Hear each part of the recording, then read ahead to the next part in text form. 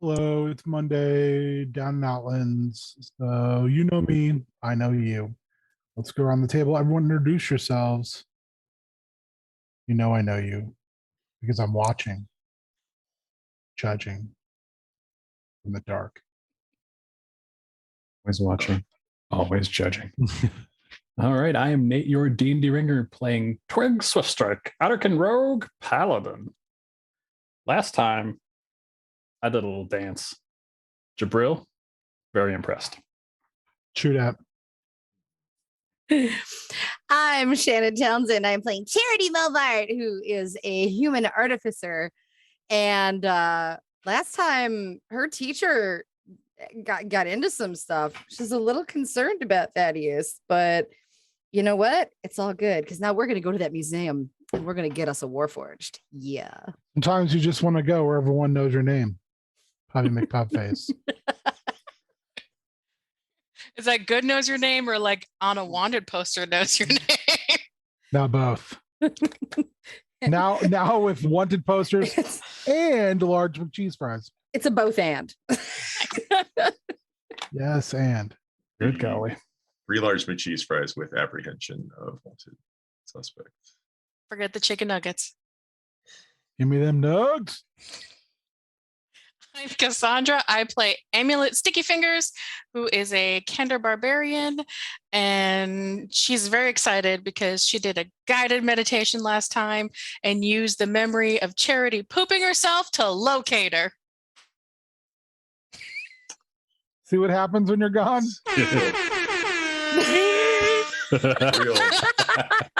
I needed a strong memory. That was the strongest one Amulet had.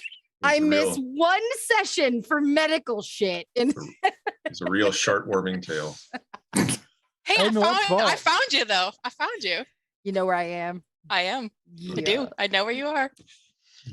The poop is strong with this one. It is. I'm Warrior. I play Big Dog King Akko Esquire, Noel Echo Knight Fighter, Owen Vivant. Last time on down in Outlands, Akko got his first kiss, sort of. I don't think it was the sort of. Sort of. I think you got smooshed. Akko got smooshed big time. Right on the snout. Right on the snout. Right on the snout. Did Akko smooch back, though? No. Also, before we start, I want to take a moment to apologize to you, Warrior, because I did not realize it until going back, and I hate watching myself do anything.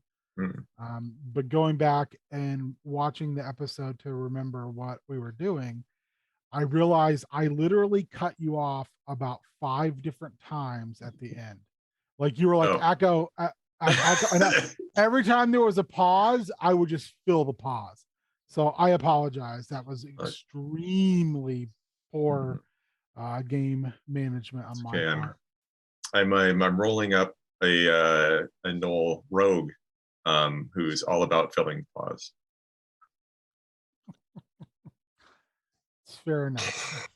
No. But I wanted to publicly apologize. I appreciate that. Because I have been shamed. Were you shamed? You were shamed. Were you shamed? When I watched you were it, self-shamed. When I watched it, I was very shamed. Okay. Well, I appreciate it. Who does that? You literally said Akko like 5 times. You're like, is it me? Akko, am I that guy? Yeah, I was like, yeah, I'm that guy. All right. I'll let you guys decide where we start tonight. Well, we could start with Charity. We should start there. All right. Charity Montmartre, you and Bliss found yourselves in a blue crackling energy field at the end of the last episode, transported by your frenemy. Can we say that now? Yeah, I mean, frenemy? I feel like that's accurate. That's accurate. It's very accurate. Professor Thaddeus Atwood.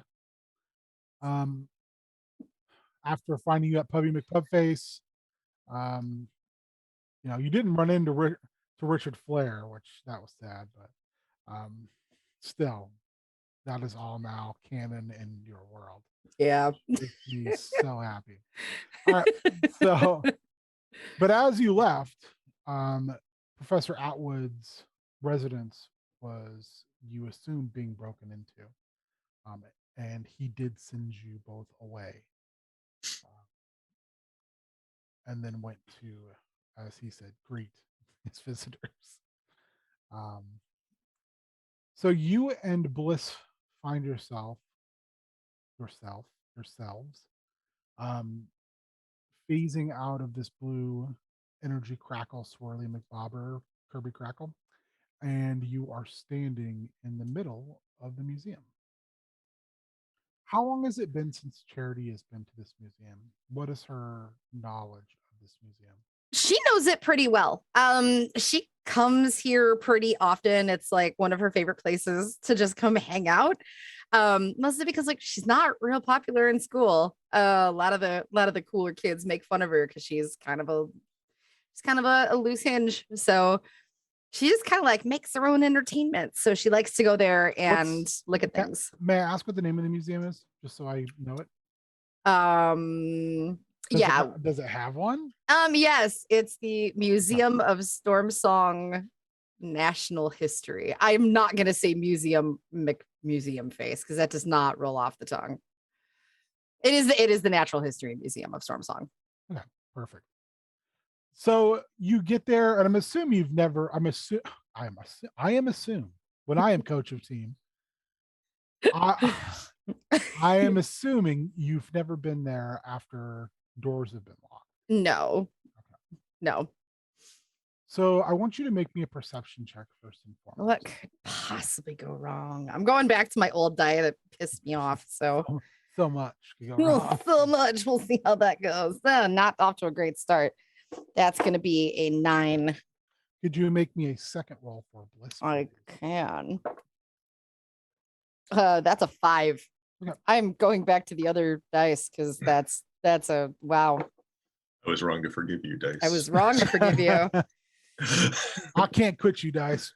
I'm gonna take you outside with a ball peen hammer and make an example out of you in front of the others. Hey, I need that TikTok content. Exactly. So we have some random D20s for you for Christmas that we haven't given you yet for that reason.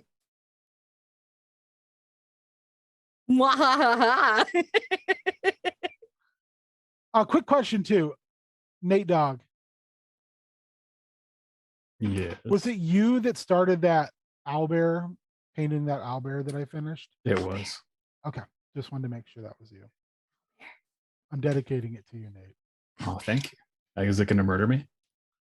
No, not tonight. You're in the Astral Sea. Not tonight. Are you going to name it after Nate? I'm just saying. I'm just dedicating it. You got to hurry. We don't have that many levels left before owlbears can't murder us anymore. Right? Hey, a special hug can always murder. That's true. He's a hug bear. A hug bear. Okay. This is an area of the museum you're not overly familiar with because it generally doesn't draw your interest.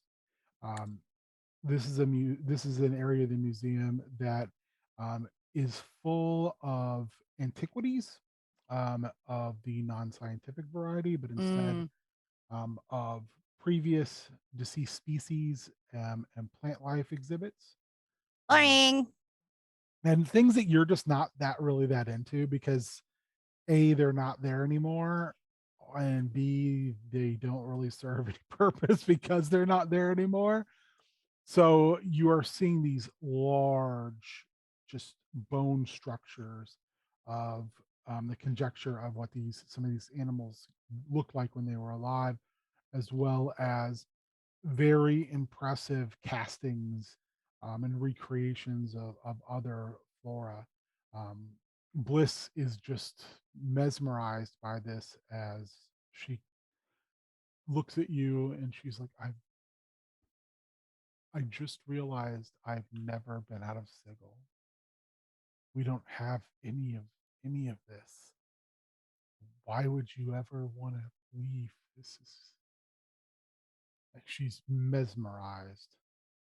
Well, it wasn't really like a matter of like wanting to leave. It was kind of like a thing that I had to do because like listen, it's complicated. This world kind of wackadoo. I mean, yeah, it's pretty and it's really cool. And don't get me wrong, like the gritters are pretty dope. Like they're kind of neat and it's really pretty, but like the socio-political structure is really a piece of mess and I really want to fix it. Yeah, I'm just gonna fix it. She looks at you and she kind of nods. And she said, the socio-political structure everywhere is not good. Yeah. But how many of them do you know put like a 10-year-old in charge and they don't get any say and they're just kind of like forced into a situation and then they have to control like literally the whole planet? It really isn't great. She looks down at you kind of like she's trying to figure out how to say what she wants to say. I get that it's messed up everywhere. I really do. Charity, I grew up in the hives and had to do things in order to feed myself. I don't know who my parents are. I don't know where they went. Yeah, me either.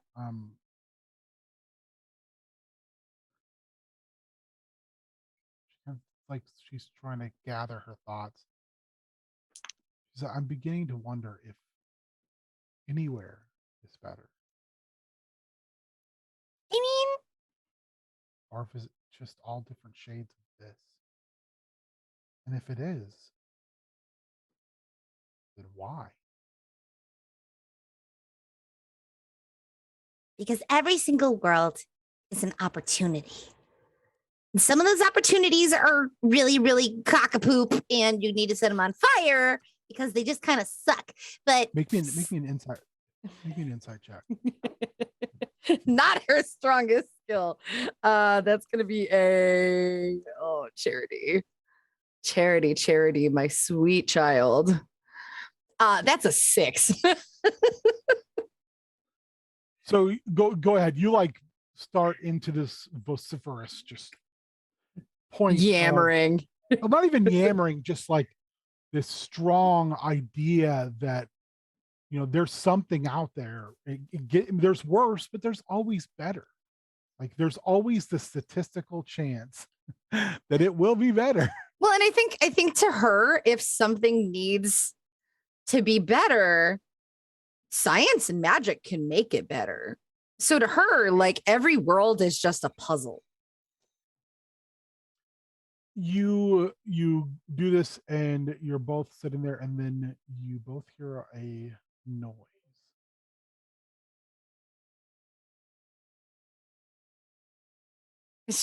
She's like yammering. She's like, so anyway, as I was saying, it was like, it's a noise. She stops too. It sounds like someone dropped a pie upside down off about a 5-foot countertop. That's very specific. Splurt. Thwarped. Wow, excellent Foley work. Can we tell like what direction it came from, or is it kind of like just echoing? It's echoing because this place is so large and cavernous with interesting like and you can tell me if I'm wrong, but I'm picturing it has large like the oval archways to go through. The sound just bing bongs off of everything. She kind of stops and she looks at Bliss. Yo, did it sound like somebody dropped a pie off of a 5-foot counter? She goes, yes. I thought so. She sets you down on the edge of one of these exhibits. And she says, don't go anywhere. I mean, just I'll be right back. She stumbles off, like not stumbles, but kind of tries to be stealthy. It's not really her jam, especially with the roll I made. This is gonna go great. Yeah. I can't think of the little rope things that they keep between like aisles. Oh yeah. Bangs into one of those. Like clatters. She like turns and looks back, and her eyes are like this big. Charity's like, make me a perception check. nat 20, baby. You see it before she does. She's about to walk right into a gelatinous cube. Oh no. Oh no, no, no. Oh no, no, no. Yeah, that now the pie sound makes total sense. She's just going to shout out, like not giving a crap, like, don't move further. She stops and she's like has her hands out, and there's this soft glow around her, and then she starts to step backwards. Make me another perception check, please. That's a 12. You don't hear this until it's too late. You hear a small voice behind you say, what are you doing? Like, I'm gonna tell my dad. Like, you're not supposed to be here. You need to go. I'm telling. She kind of like turns around, like, the hell? You turn around and there is a young tabaxi sitting like a cat would sit. Like behind you, she's got little overalls on. And she's sitting there and she has like some sort of food substance in one hand. You're not sure what it is, that she's obviously kind of still masticating. But she's looking at you and she's like, I'm telling. Like, you're not supposed to mess with Gus. He's cleaning right now. You're stranger danger. Gus. Yeah, Gus, one of Dad's cubes. Uh-huh. One, That's why we closed. that's wacky. That's wacky. Two, this journey has had so many kitties. She looks, I don't know. She like stops and turns her head. You can see her tail going back and forth slowly behind her. I'm Tabaxi. I'm not a kitty. No, I know. I'm sorry. But my name is Kit. Oh my God. Is it really? I'm Charity. Hi. You're like super cute. You work here? Your dad works here? Do you live here? I'm really confused. I've come to the museum 100 times and I've seen other Tabaxi working here, but like never you. And I've never really seen you. Who's your dad? How old are you? Where do you go to school? Well, we live below. We only come up here because Dad is hired to clean the museum. And sometimes my brother and we tag along because there's a lot of stuff up here. Yeah. Yeah.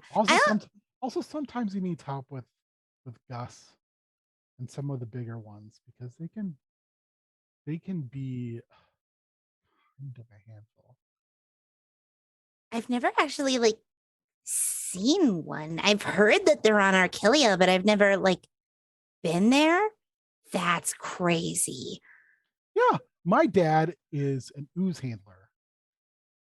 Okay, stop 1 second. That is the coolest job title ever. Archmage who? Ooze handler? Yeah, well, and custodial engineer, but I think ooze handler is way cooler. Oh, it's so much cooler. It's like way cooler. Make me another perception check. 16. This time you see there is a little bit of a larger tabaxi kind of just whistling and wandering in.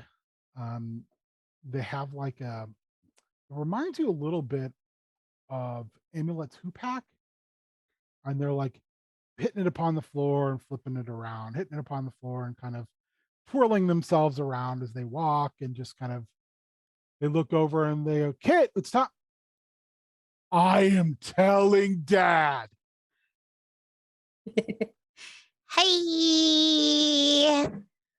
Bliss looks at you, looks at the tabaxi you're talking to, looks at the other tabaxi and says, Charity, I think we need to looks back at the gelatinous cube finally to make sure it's still. Oh yeah, it's still there. I uh, uh, hold person. She casts hold person on the tabaxi and holds person. So the other tabaxi is now held. Wait, she held the brother, Yeah. the older. Oh, okay. So Bliss, guys, this is Bliss. Hi, I'm Charity. This is Bliss. Bliss. The littler one jumps like from behind you onto your shoulder, then onto the ground, runs right up to Bliss and goes, "How did you do that?" Oh yeah, she's hella magical. It's kind of dope. I can never get him to stop talking. So like Bliss will let him go, like 100%. Just like, yeah. I don't usually come to this part of the museum because like it's kind of boring. But like, how is it boring? Look at all the stuff to jump on. It's not okay. She From that aspect, and hops up some bones and does some like kitty maneuvers around through a giant rib cage and then tumbles back onto the ground. Oh my God, please tell me we can be friends. That is the coolest thing I've ever seen in my life. That was so wicked. I mean, like, you did get Run to shut up. And like, do you live here? I go to Evergreen. Actually, and her face kind of like falls. She's like, I'm not supposed to talk to students. Oh no, it's fine. I'm kind of suspended. So you got in trouble? Yeah, I always get in trouble. Oh man. Dad said we have to be careful if people get in trouble. Well, I didn't do anything really bad. It was kind of an accident. But the principal's kind of a dick. Behind her is going like this to you, like. So anyway, that's part of the thing. See, I've kind of got this project I have to finish, and Thaddeus sent me. And I know that he works sometimes with folks at the museum. I need to get to the Hall of Arms. Make me a persuasion check. Yes. Please don't suck. Please don't suck. Oh, that sucked so bad. That is a oh God damn it. That's a 4. Very much not enough. Very much not enough. She goes,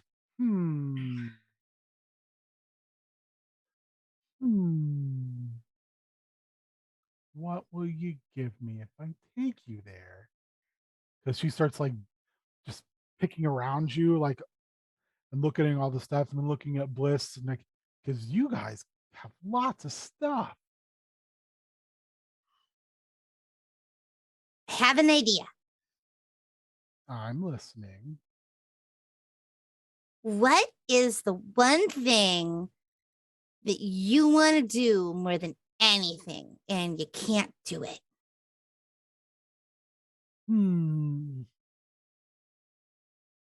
I don't know. You get the impression that she's maybe 6. I don't know. You don't know. What do you trade me? And I'll take you to the Hall of Arms. I'm so sorry. There's a giant box elder bug above my desk, and I just saw him crawling around. I'm like, what is that? Damn. Do not drop on my head. It will be the end of days for your little buggy ass. God, they're everywhere. Midwest problems, y'all. What is your least favorite chore? Oh, I don't like cleaning my room. You don't like cleaning your room? No. At all? I think that everything already knows where it goes and it'll get there where it's supposed to. That is brilliant. But here's Dad likes to put everything away. Yeah. I'm like, I have time, Dad. So what if oh, and she runs past and she grabs Bliss and moves her as Gelatinous Cube moves right past her. You just see the sheen of it. She goes, "You have to be careful. Gus is sneaky." Yeah, I'm noticing that. What if I could make you something that would, Or you could just give me something. Like I said, we're just trading. I'm helping you and you're giving me something. I know I am giving you something, but I'm trying to make it like real good. Yeah. I mean, it would be really good if it was in my paw. Okay. She reaches down. She was going to do something and now she's rethinking it. So she reaches like way down into her bag, her like one of her like apron bags. And like she looks at you and she's like looking at the way you move and she goes, "Hey, what's wrong with you?" Nothing's wrong with me. My legs just don't work like normal people's do. She kind of does the catwalk around and back around. And she's like, "Oh, does it hurt?" Not really, not anymore. I don't really feel much of anything. she actually like pulls out a pair of scissors and starts like poking her leg. She goes, "Oh no, don't do that." Look, I can't feel anything. It's like like nothing. Like Take your inspiration, Twig, you asshole. Okay, here. She pulls out a small vial that is filled with pink liquid that is very sparkly and very swirly, almost like it's just got like mica powder in it, like it's like swirling Her around. eyes start turning to hearts. Do you know what this is? No. You don't know? No. This is combustible sparkle juice. And it is just as cool as it sounds. If you take this and Bustable, bustable sparkles. Yeah.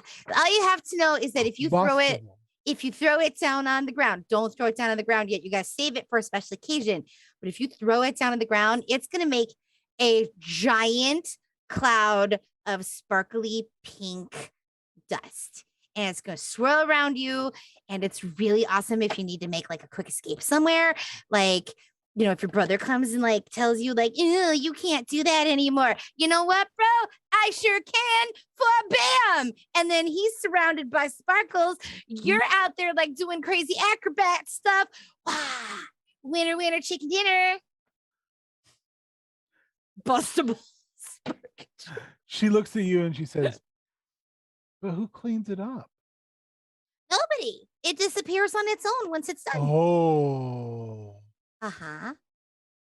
She like tentatively reaches out and takes it and then she like holds it and she's like looking at it and looking at you, looking at it. And then she squirrels it away in her overalls. She goes, "Where you want to go?" I want to go to the Hall of Arms. Big Warforged armor. Oh, yeah. Yeah. Someone should turn my brother on because Gus will eat him. Oh, Bliss, could you? She like looks at Kit and then looks at you and just like, okay. She snaps her fingers and the young Tabaxi stops what he's doing and goes, "I'm telling. I'm so telling. You're in so much trouble, kid." Okay, but wait. Hear me out. Persuasion check. Please. Yeah. Can I try to? Okay. Yeah. Oh, that's a 15. That's better. But is it? Better than it was. It's not better than his roll. God damn it. He says, "I don't know you. I don't know why you're here. But all I know is if we don't tell Dad, we're in trouble. So Because you're not supposed to be here." I know, but like He looks more your age than Okay. she does. you gotta help me out. You don't understand. You I know don't have to help you out. it's for the Archmage. I don't care. I am sorry, what? I don't care. You should care. The Archmage has not ever done anything for me. Yeah, So she has. Why should I care? Oh my God, say it again, and I swear to God, I will hit you so hard.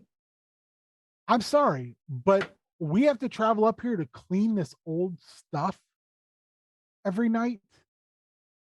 Why should I care what some person I will never meet does? Because they certainly don't come down to the under part and help me. Well, she can't. She's not allowed to.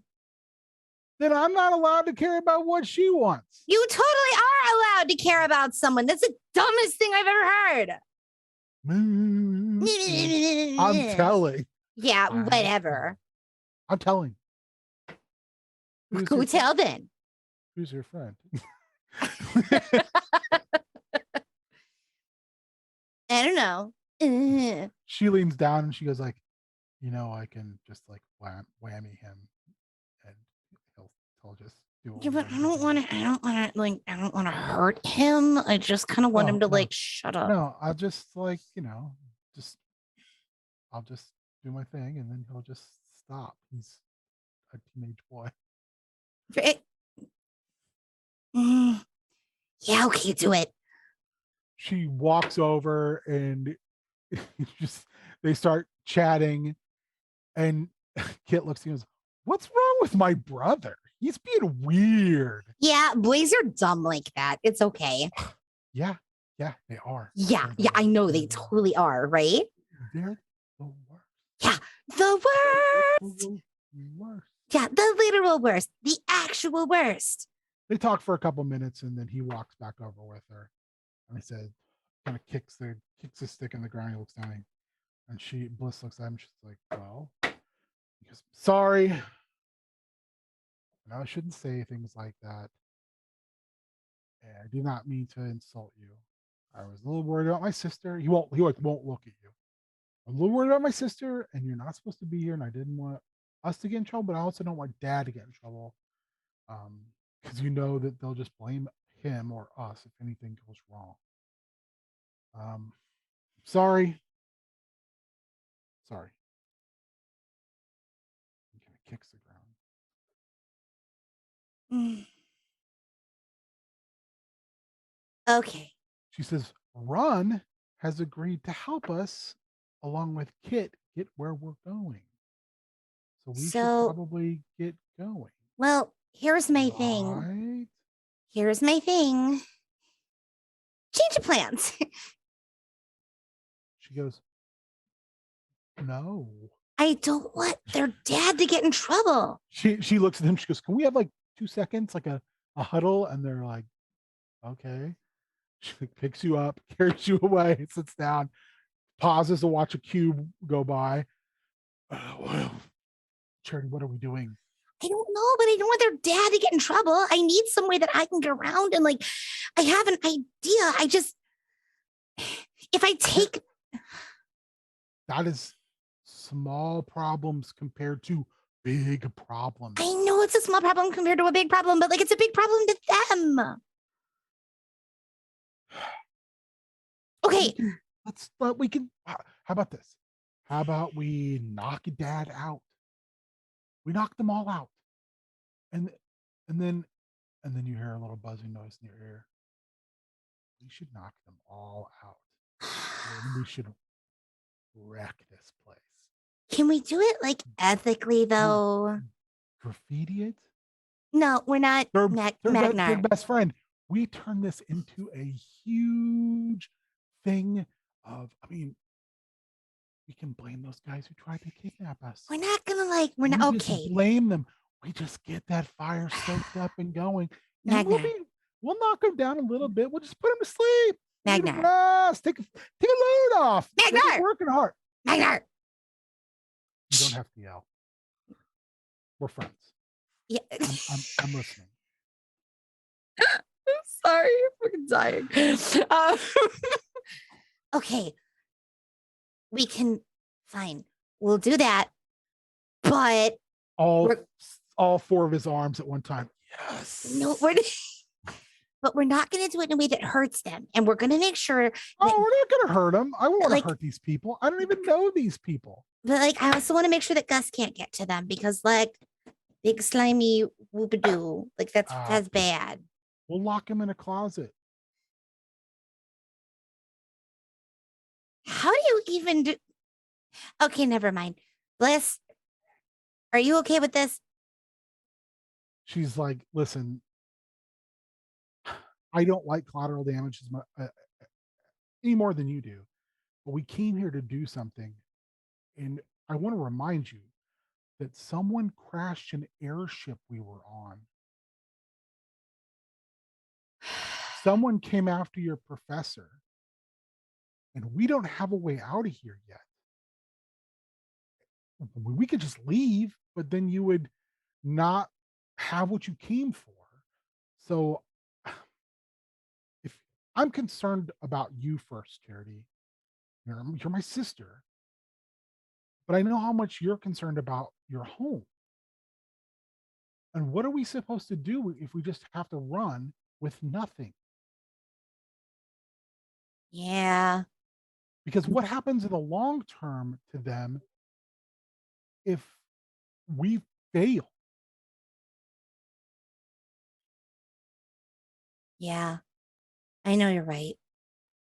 I'm bringing it back though. Magnar is now like leaning on your nose and he says, see, you know, no one likes a gloater, okay? It's the need of the many over the need of the few, and these few just need to get locked in the closet. I don't want to lock all of them in the closet. It's just like I only count 3 of them. Let the oozes do whatever they do. We'll start a small fire, contained. no. Do a little vandalism. No. We gotta make it look good. You don't need to make it look good, Magnar. We do need to make it look good. Real good. Believe me, I've done this sort of thing before. And now we're gonna kick over to Akko. Akko, you just got smooched on your snoot. Not snooched. It's like gross. What? No. She like stops and she pushes you and she says, "You're not Eric." No, duh. Way taller. She reaches for a knife that's not there and she just looks confused. She looks at you and she says, what's she reaches back to pull her cloak up and she just can't find it. Like just tatters behind her. And it looks completely lost. Her eyes are kind of going from this wide-eyed terror to just flat confusion. It's okay. Akko, kill your cloak. Make better. You killed it? Mm-hmm. That's bad. You can't kill it. Totally killed it. All you did was Poof. see that way. Where? Where is it? It's gone. Went poof. Where did you kill it? Right here. Gonna move where it had blown away. There's a small pile there on the ground.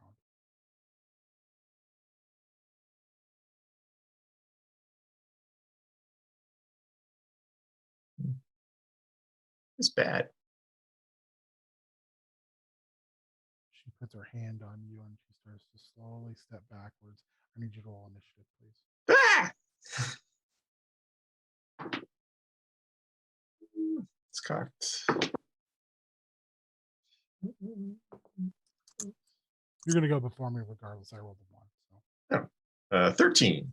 you're going first. So out of that kind of slowly necrotic, it's not even smoke, it's almost like that's not even a mist. What would it be? Also, let's call it like a smoldering, necrotic smoldering. You notice that the blackness underneath is gone and it's almost like a skin color. And that's when pieces of skin come flying at you. They're about that big and they look like bats made of skin. Gross. But they're not a bat. They're literally just skin. Gross. Akko will manifest his echo on the other side, and both of them will take a swing at these skin flaps. There's 4 of them.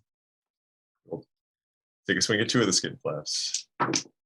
Those are really. I rolled a 17 and an 18, so yeah, their AC is pretty low. Okay, so that is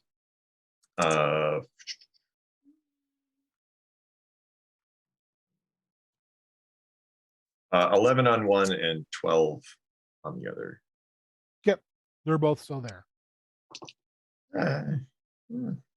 He'll just keep himself in between the skin flaps and Sheila. Metz's turn. All right. So Sheila reaches down and grabs the nearest large stick she can, and she holds it like a sword. And she'll take a swing at one of them as well. She also was going to hit. I'm gonna say a stick. We'll give her a D6. With no strength bonus. Oh, yep, she smacks one as well. One of the ones that you smacked. There's 2 more that haven't been hit at all. They kind of fly by and they're going to attack you.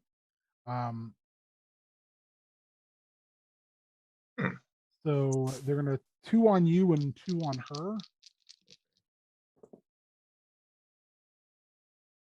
22 and 19 on you. 22 hits. Really bad on her. Okay, so never used this monster before. Super excited. You take 8 bludgeoning damage, and it attaches to you. Gross. So it's like moved underneath your armor where it can on your arm, and it's just burning your arm. Your turn. All right. Akko will the one that's on his arm, can he like pull it off? You can do a strength versus strength. Sure. It'd be your action. Yeah, I mean it's burning him. It seems creepy. It is creepy. Strength is 21.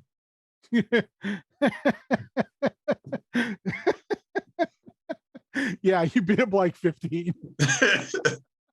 You're like rip. Where it was though, the hair is gone. Like you are a patch of no hair there. Patchy. What are you gonna do with it? You got it in your hand, and it's starting to like meld around your hand. He's gonna throw it at the other skin flaps. Okay, make me a basic ranged attack. That's 15. Roll me 2d4. 6. Like somebody slapping 2 pieces of bologna together. Splunk, splat, bleh, and they each take damage. So the one you threw is now deceased. It smolders into that black airish remain. I'm sorry guys, my brain is really bad tonight. And then falls in the ground and it's just dead skin. All right. And then that was his action. He'll stay, but he'll just keep repositioning himself so he's between Sheila and the skin flaps. Or better thing to say than skin flap. Yeah. They're called skin kites. I like flap better. Yeah. Although it'd be a great name for an episode. They're called skin kites. They're called skin kites. Sheila misses with her attack this time. Odd or even? Akko. Odd. Ooh, you still get 2. She gets 1. I hit you once. I missed the other time. I missed her completely. This one also will glom onto you for 6. Okay. Ow. All right. Second verse, same as the first. He's gonna pull this stupid flap off of himself. So I was wrong. When you do this, all you Mhm. need to do is make a DC strength check. Oh, it's So not it's- an it's- action. yeah. It's just doing it. Okay, that's okay. We'll just call it doing it as it's All an right. action still, but It's a 19. yeah, you just rip it right off. You want to throw it? Do you want to go for another? Yeah, I'm throwing it. Wind up in the pitch. You want Yeah. to Randy Johnston another pigeon? Mhm. Yeah. All right. Sorry. Roll that beautiful beam footage. 21 to hit, and it's 4 skin flap damage. You hit the other wounded skin kite. It also dissolves into goo on the ground. There's 2 left, both damaged, and they're circling. Okay, and that counts as an action, you said? Yeah. Okay, so yeah, he'll just keep himself between Sheila and skin flaps. She'll step up and make her swing. She will hit this time with her big old stick, and she'll do 4 points of damage as well. She's holding her own. She has no armor on. She just like got a stick and she's like, bring it on. It's almost like you've noticed that a switch kind of hits and she seems very with it and competent currently.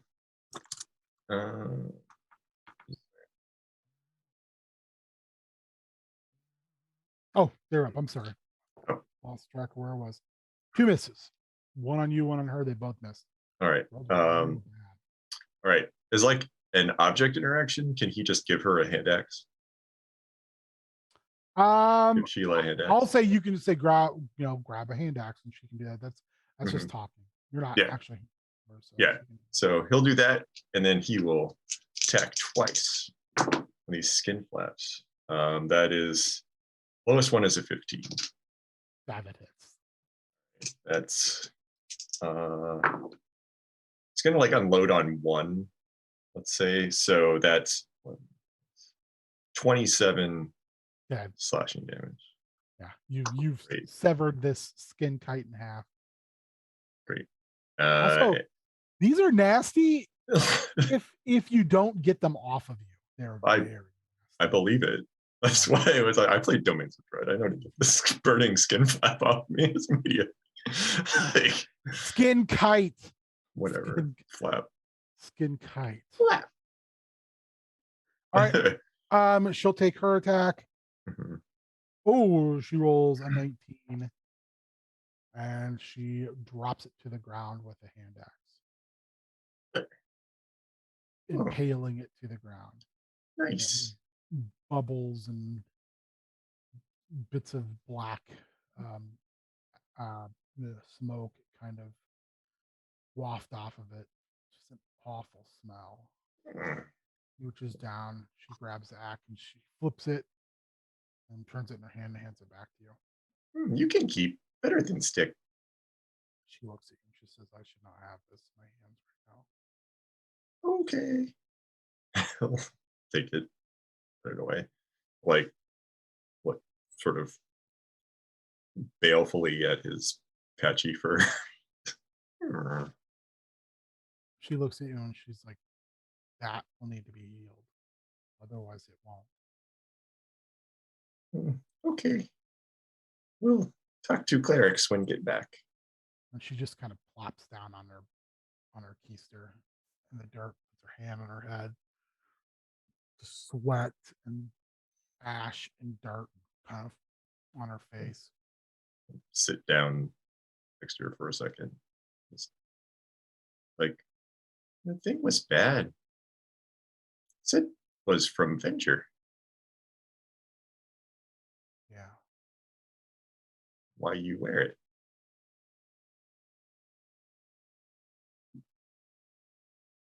Do you know that out of everyone, I thought I was pretty well adjusted to all this, but then we won, and everything just fell apart. And all I wanted to do was go home.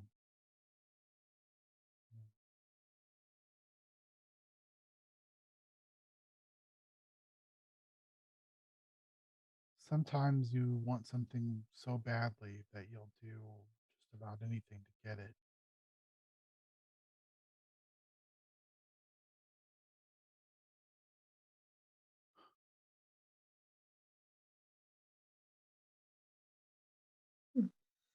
Everybody just stopped caring.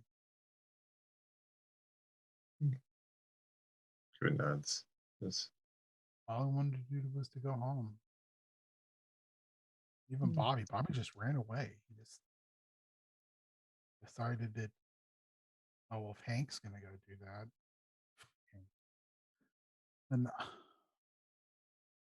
so, yeah, I just made the best of what I had around. Well, now you're free. You get your chance. She looks at you. She goes, no, it doesn't work that way.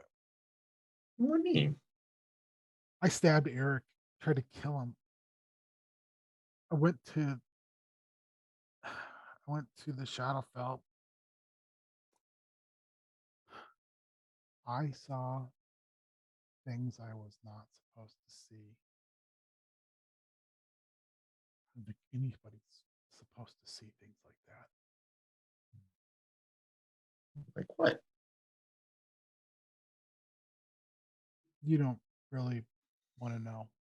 You really don't.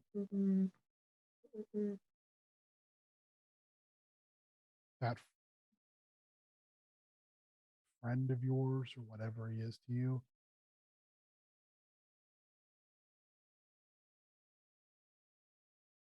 you don't live in a place like that. And I'm not talking about the Shadowfell. I'm talking about that keep. You don't worship something like that.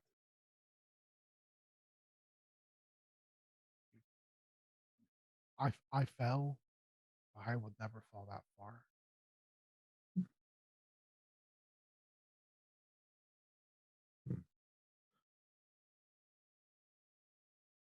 I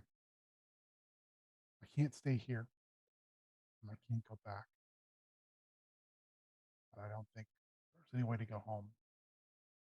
So just take me somewhere and just drop me off. I'll make good with what I have. I'm not incompetent. I'm very competent, actually. You can't go back. Your brother trying to find you. My brother is a loudmouth and a lout. It was like, yep. Checks out. And then when he finds out what I did, it's not going to go well. Not because he doesn't want it to. It's just, well, you're wearing a crown. You know how it is. Appearances and making the people happy. The greater good. You know what? The greater good has never gotten me anything. It's never gotten us home. We didn't want to come here in the first place. I didn't want this stupid cloak. None of us wanted what we got. Having a tiny gnome philosopher traverse us all over this place and teach us lessons because we had to do the things he wasn't willing to do. And what did it get us for that greater good? It cost nothing. We lost our childhoods. We lost everything. We couldn't go home. And when we had the opportunity to go home, we were fucking idiot children and decided to stay because we thought we could do something better. And what? What? What mean what? I'm in my early 30s. There is nothing. What you make better. Have had peace for years.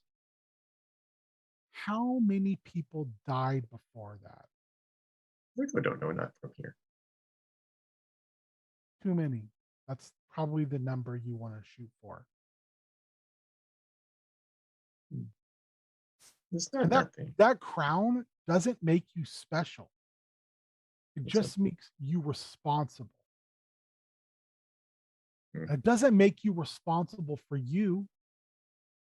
Just like that cloak didn't make me responsible for me, it was thrust upon me and made me responsible for everybody.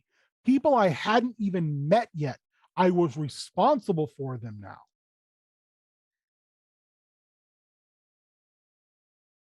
You're a kid.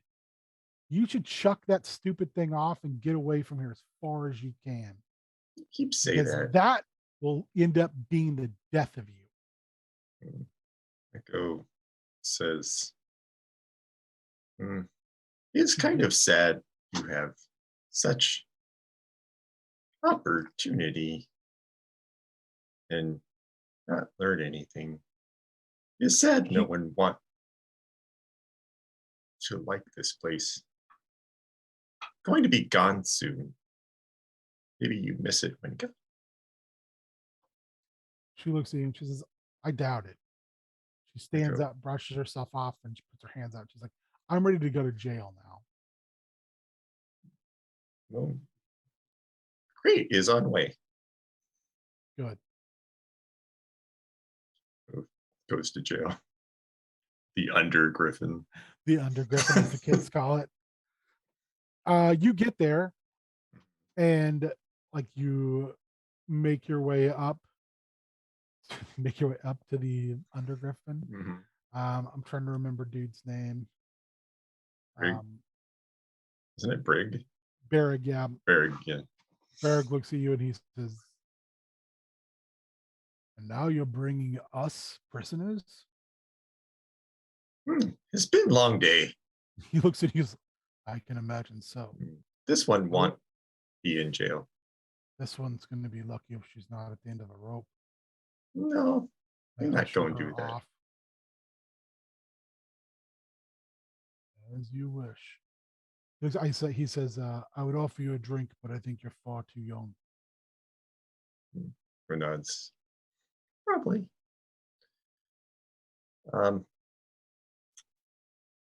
Akko just. He looks at your arm and says, you should get that looked at. Akko will is on list. Long list. You see Kelly. Why? Long story. Akko says, as you wish, Your Majesty. Says, he brings you down. Like while they're walking, he's like, how many people here? In Undergriffin. Too many.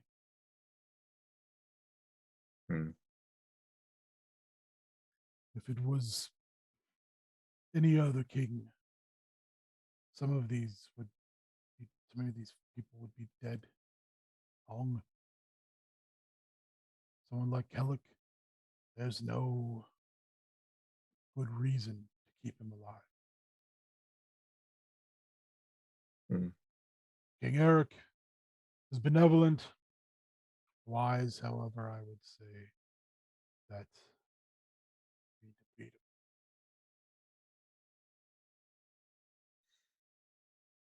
him. Akko nods. Says, you wait outside, please. As you wish. Goes in. They bring you through all of the little safety measures you went through last time, and you find yourself standing across from Kellic, who is shining his boots. Oh, nice boots. I like to think so. You're right. Nice boots. Your Good Majesty, thinking. What do I owe this honor? Oh, is End of World. Akko need favor. End of what world? What are you talking about? This world. Undead army coming in few days. Kill everything. Or try. Why? Don't know. Whim of Orcus. Why should I help you? I've had allies who serve and worship Orcus. Why does it? I could just wait. and then they could come, and I could be free again. Why should I help you?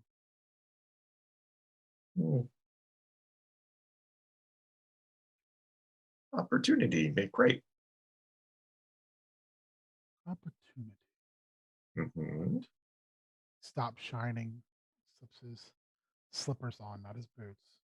Drags a chair up, sits down in front of me. Says, I like that word, opportunity.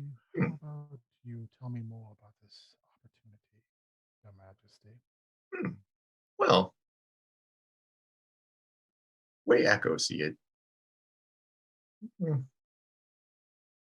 You in jail for a reason, but I'm in jail for a lot of reasons. But to be honest with you. Akko nods.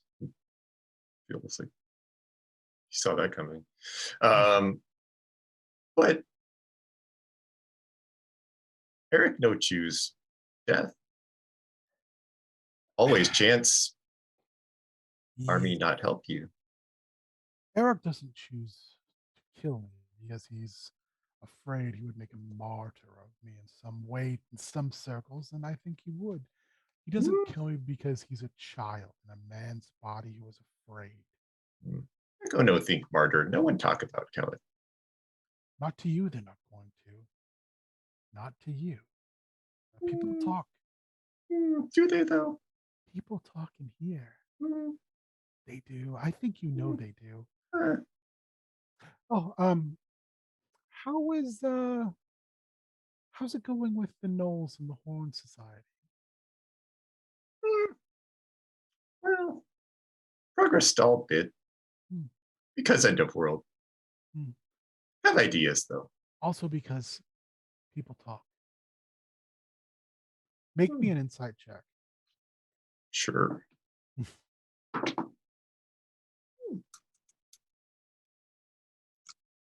15. He's not lying. There is not a deception at all. He is saying that I have eyes and ears everywhere. Look, Akko need you remove curse on Presto. It's easy. Just probably less for you to do. No maintain curse. No, Weight off shoulders. that curse requires nothing from me. It's already done. What will you give me in return for that? That is the real question. What do I get from it? You get go free. All you want is me to remove the curse. What prevents me then from fireballing you into ash, or cursing you in return? Oh, Akko kill you super fast. Slowly but surely, a huge smile crosses Kellick's face, and he says, I think you very well might try. Very well might do. All right, I'll remove the curse. On your word, you won't attack me in return. You're just duplicitous enough to do something like that, and it makes me actually trust you more. Remove curse. Then you can go. Take me to the palace, and I'll do so immediately. Okay. Akko like knocks on the door or whatever to get Eric. Yes, Your Majesty. You take prisoner. What? You take prisoner. Are you ensorcelled of some type? No. What are you? No, you're not taking him. What? Why? King say is because you're order. a rocker. He's a danger. Akko looks at Berig and says, look. Make a persuasion check, please.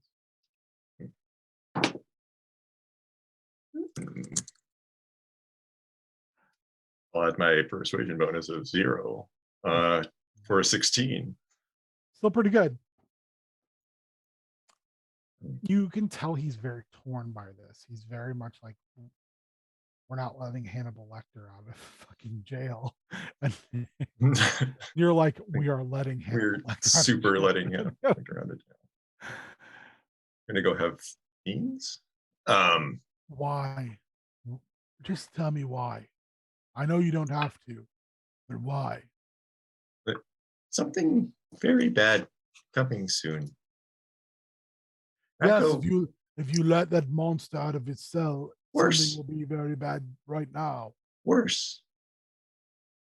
Maybe end of world.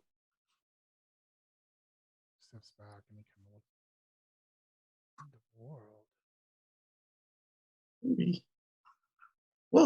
We'll try to save, but Akko need Kellic to do something to make plan work. He takes his helmet off and he sits it down and he just walks away from you.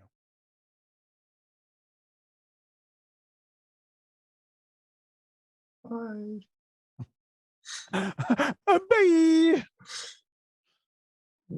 He'll bring. Well, about 5 feet after that, sword belt drops off, and then after that, keys, and just walks, continuing to take stuff off. Who understands. He'll bring Kellic out.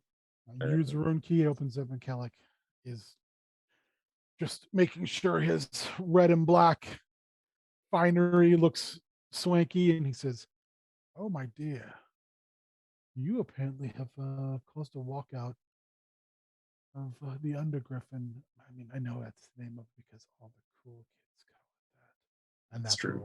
That's where we'll stop. Twig and Amulet. You are aboard the Heartless.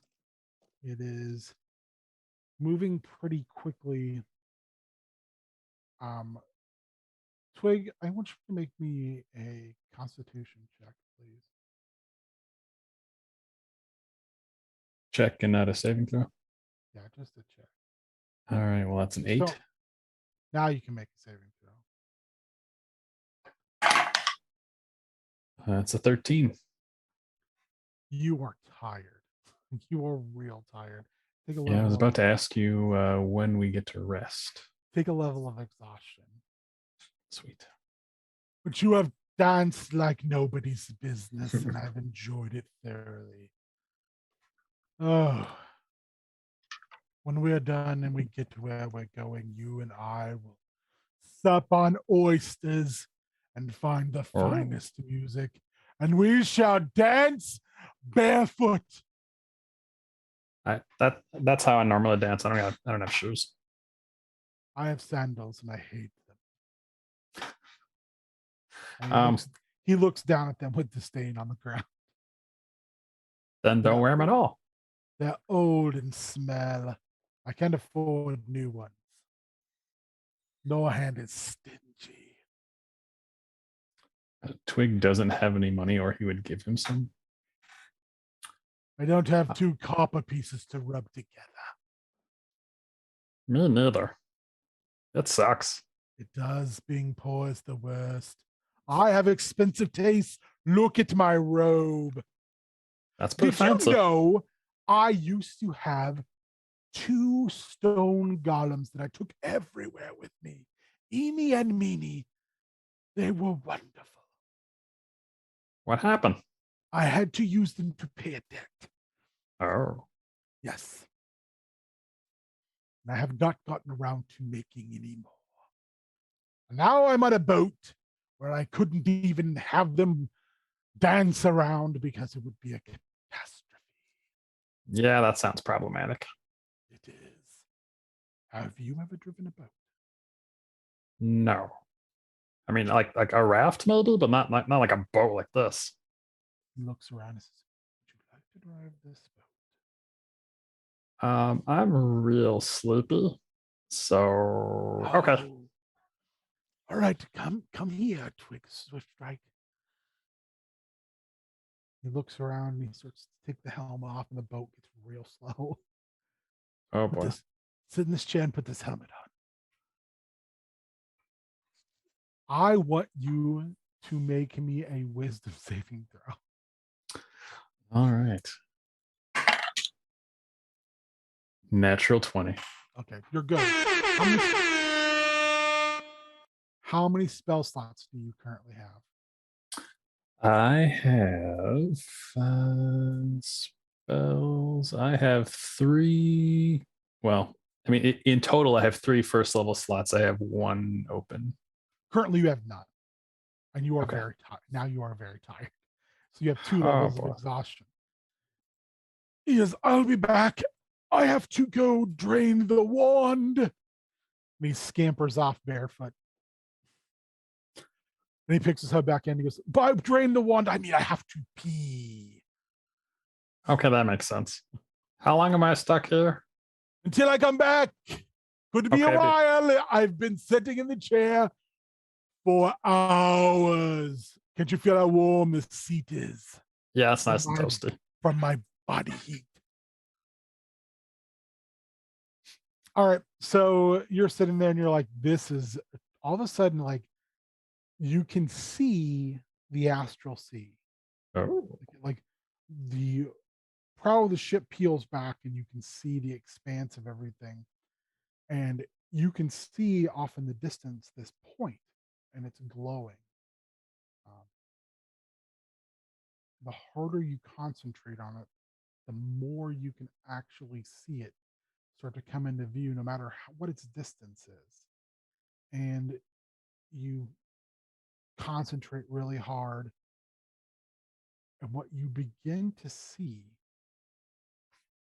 is a clock tower floating on a rock, and it's almost sideways at like an angle, just slowly rotating through the Astral Sea. Beyond that, you can see where the Astral Sea empties out into a different plane. It's just like this is on like the edge of that plane, and it's just kind of rotating. And this clock tower is massive. How fast can I make this ship go? How fast do you want to try to make it go? Like real fast. You can make me a con saving throw. Is 15. Yep. You're going pretty fast. Make me another Wow. Make me another con saving throw. Okay. Oh, that's an 8. You can take 6 points of damage. Oh, jeez. I gotta slow down. That's not good. You hear a, who is driving? I can't pee when we're going this fast. Who will dry clean my robes? Not it. Up on the deck, what are you doing, Amulet? I'm gonna make sure Peerless gets some help because he passed out. Oh, by the way, you need to explain the pudding. That was where we left. Everyone was like, we have pudding on deck? And Noreen was like, we do not have pudding on deck. On board, excuse me. But she is no longer asking because she has got to control a boat that is going too goddamn fast. I mean, I had pudding. I don't anymore, but I'll try to get some more. Where did you have pudding on this rota? I had some in my bag. Drott keeps like trying to paw you with one of his fingers to get the remains of the pudding off. I mean, do I have some on my face? Because I'll literally go like this and let him look at it. You tiny dust mite. Where is the pudding? I had some in my bag, but it's all gone now. I'll try to get some. Oh, I know how you and her family works. You always have it stored away somewhere. I got nothing. I show the inside of my bag. I just got stuff. What about all those? Those are. It's not pudding. It's stuff. Yeah. Those are a lot of pockets where pudding could be. Oh, there's no puddings in them. See, there's nothing squishy and like jiggle it and jangle and. Make me a perception check. Take your damn inspiration. I'm not off to a good start. 11. You know, you don't notice it until they're on top of you, but the rocks that are on board are now kind of like starting to paw through your stuff as well. Don't you dare take my stuff. I borrowed it. I have to give it back. And they kind of blustery. Like swing hands at him. You will give us the sweet ooze. I have none. You will share. Next time I get some, I will share. I promise. Scout's honor. Pudding is a delicacy. Yeah, I will get some, but I don't have any on me now. We thought you better than that. I swear I don't have any. It's all gone. I was on a world with dinosaurs and we were hungry. Make me a persuasion check, please. Oh, try to throw my dice on the floor. Oh, that was better. 19. Two of them kind of go. I'll pinky promise. Next time I get some, you can have some. The female walks away. She is definitely just very upset that you do not have this pudding. I don't even have any food. I ate my last sandwich. I gave away my orange. You actually have a sandwich on you. Do I have a, did it keep? Yeah. Oh, I thought it all disappeared when it came back. No, remember you found it on the floor. How big is it? It's like a peanut butter jelly sandwich. Can I? It's like a sandwich. Is it big enough? Is it big enough to share with them? You could try. You could try persuasion with the sandwich. Yeah, I'll let pull you it roll out. advantage.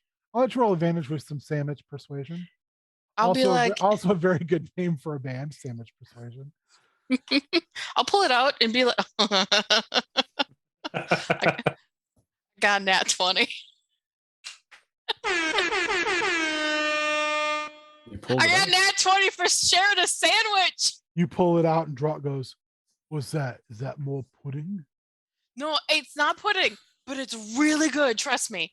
Here, I rip off a piece. Is that a sandwich? Yeah, and I rip off a piece and I give it to him. Oh. Oh, he looks over at Norhand. Oh. Your sister has sandwiches. You never give us nothing. Is that apricot jam? Mm-hmm. And slowly, boys. Something to be savored. The two rooks who were about to jam the whole thing in their mouth, and they're like, "Oh, little pieces, little nibbles." You got to enjoy it. It's the only one I have, but I'll share it with you. I love to share. Even the female comes back, and they kind of all sit down. They're sitting on the deck while the ship is going way too fast, and Norhand's at the wheel, and you're sharing pieces of your cashew butter and apricot preserve sandwich. Drop goes, where's Peerless? Oh, he fainted. He might need some help. I came up to get help, and there was things. He leans in and says, "Was it because of the sandwich?" No, he didn't have any sandwich. Good. More. He got elbows the rock. Just more for us. Yeah. He was distracted. He didn't have time to eat. Could be why he fainted. Is he dead? Maybe he's got low blood sugar. Is he dead? No. I don't care, but your sister will be upset. No, but someone should maybe go help him though. He's too big for me to carry. Oh, but you can carry pudding and a sandwich. I can take back the sandwich I was sharing with you if you're going to be cranky about it. He reaches down and grabs an extra piece of sandwich and sticks it in a pocket. He goes, I deserve this. I deserve it more than all of you. And he walks off and makes his way down. And I give more bits of sandwiches to everyone else too. Split up the rest of it. Norhand is like, a little help. little help. Someone please tell Jabril to stop.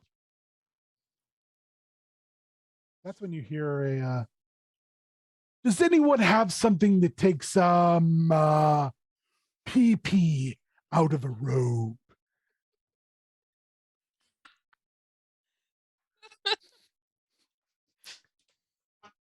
And she stops and she goes, Sorry. if you're not helming the ship.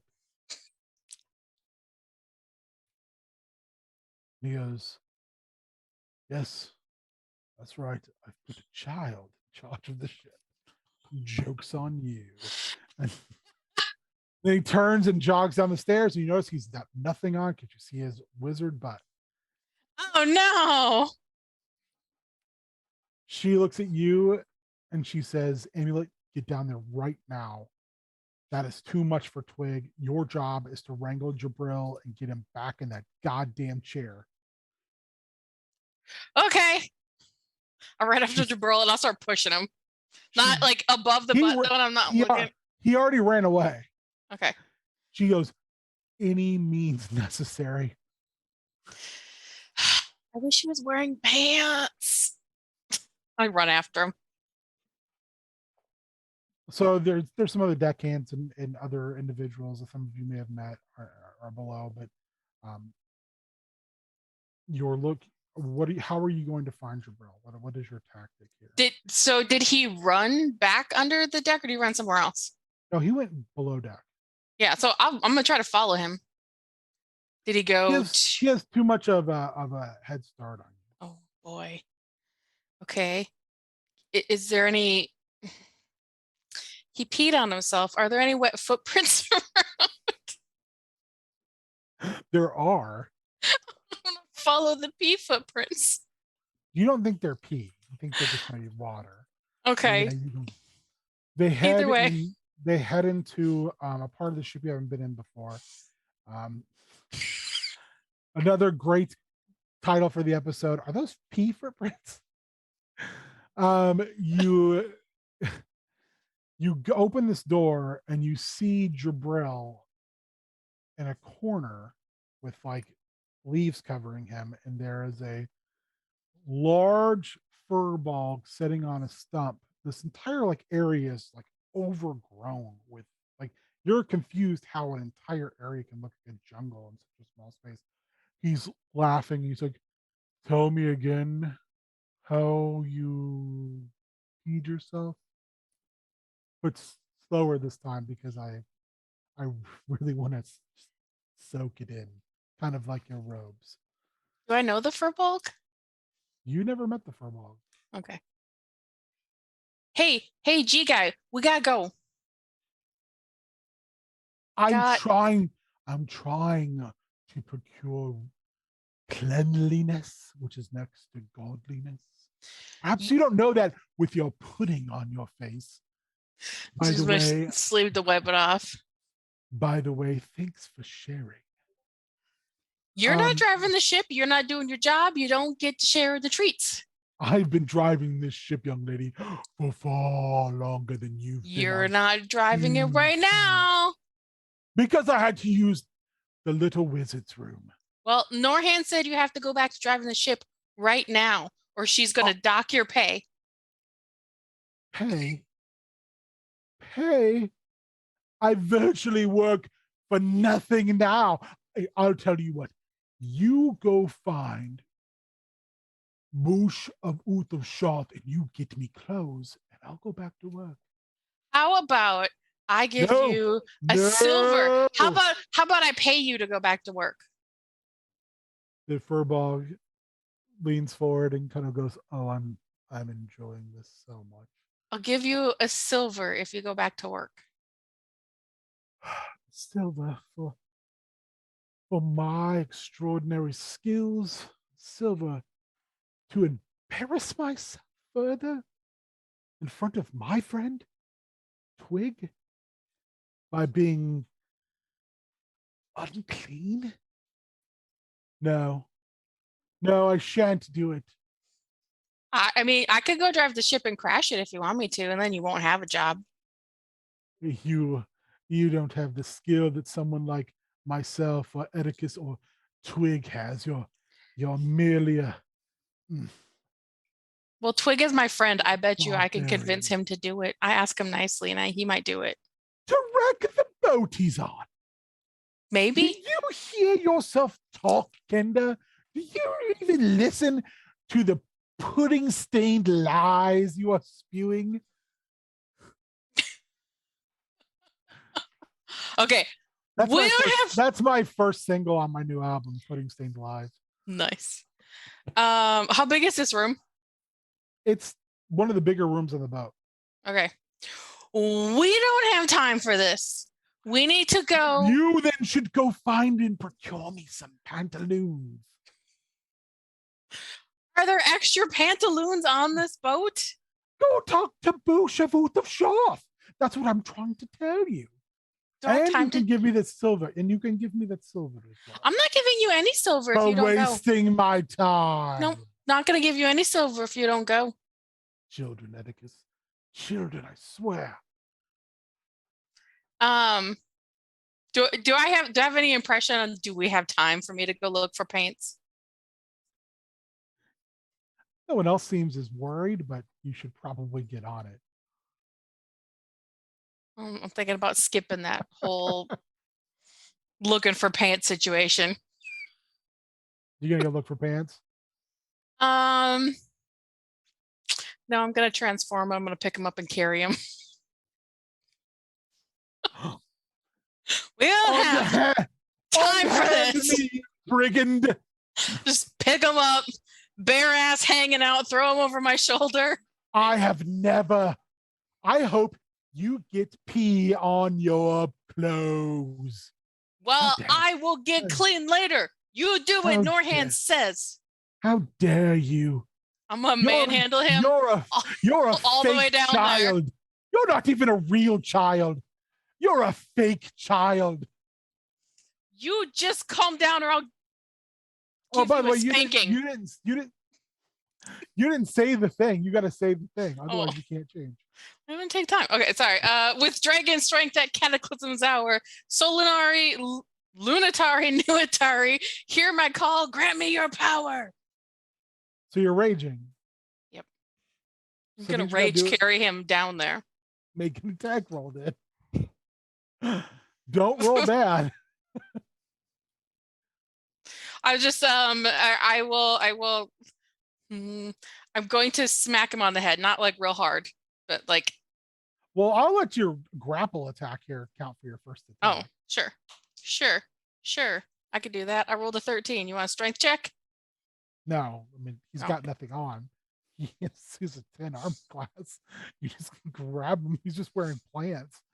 Throwing him over my shoulder, like squeeze his leg so he can't kick me. Atticus casts a spell and vines wrap around his waist so you can't see his bits.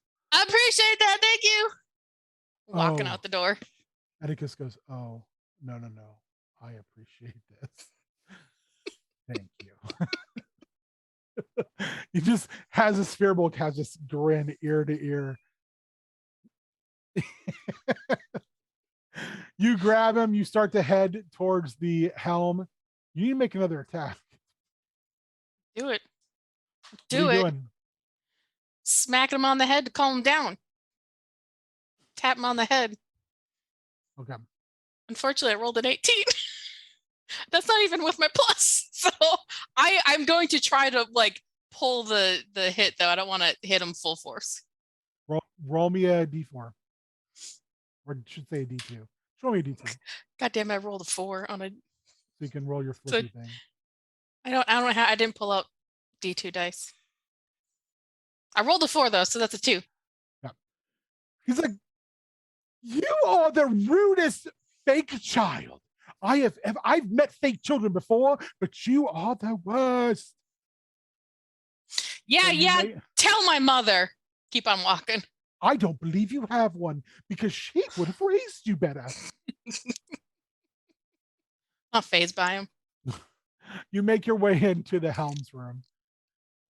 Twig's eyes are just like this. Hey, Twig! Twig, make me a int saving throw. Ooh, that is 24. You're able to pull yourself back, but it's kind of hard because you just want to push to get where you need to go. And when you kind of pull yourself out, you're no longer right there. You're distance away. Oh, what is going on? Hey, Twig, you have to get out of the chair. Norhand said so. All right, let me take this helmet off. And I'll try to take off the helmet. You take it off. It kind of hurts a little bit, but you take it off. Like it more feels like if you've ever gotten car sick, it feels like you're gonna get sick. Jabril just glares at Amulet. Oh, what happened to him? Sits down on his viney underoos and puts the helmet on, and he just looks at you and he goes, "How are you, beautiful boy, related to that monster?" Yeah, she's not so bad once you get used to her. He looks down at himself like this. Nice plants. She did this. You can cast plant spells? I did not. There was a tabaxi who did that. Tabaxi. Oh, tabaxi? Furbolg, sorry, Furbolg. He puts a hand on your shoulder, Twig, like one on each hand. So you're like looking at him, and he goes, "Beware that one. She is not right. Non-children." Wow, that she can transform. That's cool. And he starts to let you go, and he whispers in your ear, "Please bring me clothes. It's so itchy." Oh, okay. Hopefully you're not allergic. Oh, gods, I didn't even think of that. Hopefully he didn't cast poison ivy vines. Okay, so you guys make your way out of the Helms room. Twig, are you going to go find some clothes from Booth of Shoth? I mean, I don't know that's who I'm supposed to go to, but yes, I will try to find some pants. I can tell him that. Okay. I'm gonna go back to the top deck and go to Norhand and go, problem solved. I'm proud of myself. Except there's a sort of other problem. He needs pants, like real bad. Well, you Bush Shot, you know that guy? He said he had pants. Well, Amulet's not gonna say it right. I know Just it. get the poor creepy wizard some pants. All right, What's wrong with you Bush? guys? I don't know. I'm driving a boat, Twig. Do your legs not work? No, I mean, I'm real tired. I was dancing up a storm. Oh, that's right. Am I still big? Good work. No, you're not. I Amulet, go find him some pants. Oh, fine. Hey, I can make you clean the bathroom if you'd like, because it sounds like it's gonna need to be cleaned. I'm not the one who peed in it. Hey, guess what? You want to be on the boat, you got to do some work. I'm busy. I'm the kitchen guy. I was feeding people. Didn't you see that? Yeah, thanks for my piece of sandwich. Oh, do you want a little piece? Of your pocket sandwich? Yeah. After it's been unwrapped and thrown back in your pocket? That's where I keep all my sandwiches. That sounds great. Let me tell you. It's real tasty. Amulet, go find him some clothes. I'm going to wander off. She's like, was I ever this irritating as a child? Probably. I'm walk away and as you're walking. Probably. She looks down at you, Twig, and she's like, yeah, probably. So I drove the boat for a while and I washed the poop deck. Can I like take a nap? No, you can sit right here and you can learn how to man the wheel. Okay. And she's going to teach you how to man the wheel. All right. So let's jump back to Charity. Charity, so you're headed to the armament wing. Did you decide to do that, or did you want to try different approach? Yeah, no, they're gonna head that way. Okay, so you get there, and it's not what you remember. Great. A lot of the small items, they're just gone. That's super weird. Okay. What happened to all of the stuff? Kit looks and goes, I don't ever come over here. I mean, there was Run like a go- whole row of stuff, and that like the stuff is gone. Where's the stuff? Run looks at you and he says, "Yeah, there's like stuff gone. Yeah. And the ooze is just clean. They don't make me a perception check, please." Okay. 7. I'm consistently crappy tonight, I guess. Enjoyably crappy, Enjoyably crappy. says the Star Tribune. I didn't know. Bliss- I'm gonna keep that to myself. Never Bliss mind. doesn't know anything, but Run puts his hand on your shoulder, on both of your shoulders, and says, "Over there, real quietly." She'll kind of like look over, like, You see a shape with a bag putting items into the bag.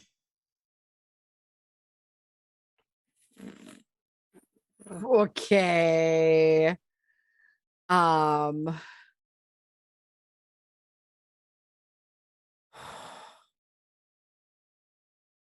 We should go get Dad. This is not good. You guys go. We can handle this. Kid's just looking at you. She's like, "Well, I'm not going because if we go, then like Dad's gonna be mad, and I don't want to get in trouble. And these people, like, they're my Charity is my friend, and I don't want to get in trouble." Oh.